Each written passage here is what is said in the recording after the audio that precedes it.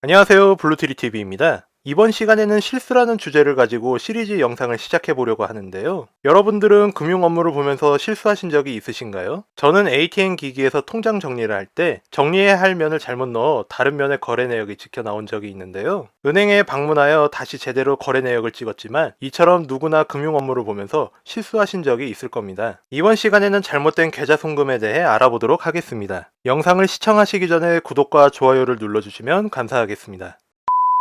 최근에 은행에 방문해서 황당한 상황을 보았는데요. 창구에 앉아 업무를 보고 있던 고객이 왜 돈을 바로 돌려주지 못하냐고 직원에게 고성을 치는 상황이었습니다. 내용을 들어보니 소리친 고객이 스마트폰을 통해 계좌번호를 잘못 입력하여 다른 사람에게 돈을 송금한 것인데요. 이를 직원에게 안내를 받던 중에 잘못 보낸 돈을 바로 반환받지 못한다는 안내를 받자 손님이 고성을 치는 것이었습니다. 그 다음 상황은 직원이 원만히 안내를 하여 상황 종결되었지만 누구든 계좌 송금을 잘못 보낼 수 있는 상황인데요. 그렇다면 계좌 송금을 잘못 보냈을 때 절차는 어떻게 되는 걸까요? 도표로 설명을 드리자면 송금인 본인이 이용하는 해당 은행에 착오 송금을 신고하면 해당 은행이 상대 은행에 연락을 합니다. 상대 은행은 이를 바탕으로 수취인에게 반환 요청을 하는데요. 이에 수취인이 요청에 응하면 반환이 되는 절차입니다. 하지만 모든 상황이 이렇게 쉽게 풀린다면 좋겠지만 현실은 그렇지 않은데요. 금융위원회에서 2020년 12월에 낸 보도자료를 보면 착오 송금 건수와 착오 송금 금액을 볼 수 있습니다. 2019년도 15만 8천여 건의 착오 송금 중 절반 이상이 반환이 되지 않고 있습니다. 이유는 여러 가지가 있겠지만 첫째로 수취인이 반환 거부할 경우에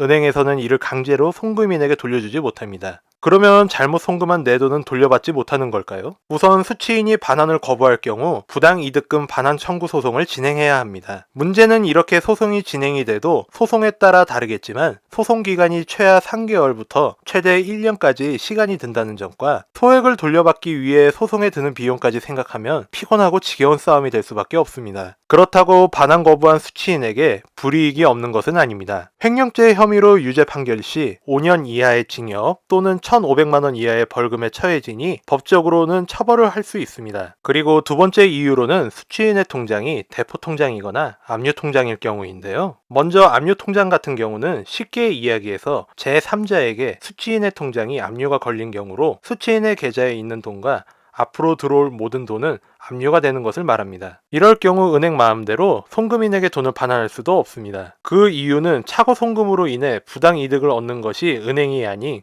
그 통장의 명의자이기 때문에 그런데요. 실수로 송금했다고 해서 이걸 압류 대상에서 제외시키는 것도 불가능하기에 진짜 피해야 할 상황이라 할 수 있겠습니다. 그럼 압류 통장에 잘못 송금한 내 돈은 못 받는 것일까요? 힘들겠지만 앞서 언급했던 것처럼 부당이득금 반환 청구 소송을 진행하면 가능하다고 합니다. 마지막으로 착오 송금한 계좌가 대포 통장일 경우인데요. 이 경우엔 송금한 금액 단위와 송금하고 얼마 뒤에 인지했는지에 따라 반환이 가능합니다. 이건 다음 영상에서 좀 더 자세하게 다뤄보도록 하겠습니다. 앞서 영상에서 언급했던 것처럼 착오 송금으로 인해 매년 피해가 커지자 금융위원회에서 2020년 12월 9일에 보도자료를 내놓았는데요. 2021년 7월부터 착오 송금 반환 지원 제도가 시행된다는 내용입니다. 간단하게 내용을 살펴보면 착오 송금 발생 시 앞서 설명드린 것을 도표로 보여드리면 이렇게 진행이 되고 있습니다. 하지만 착오 송금 반환 지원 제도가 도입이 되면 수취인이 착오 송금 반환 요청에 불응할 경우에 송금인은 예금보험공사에 의해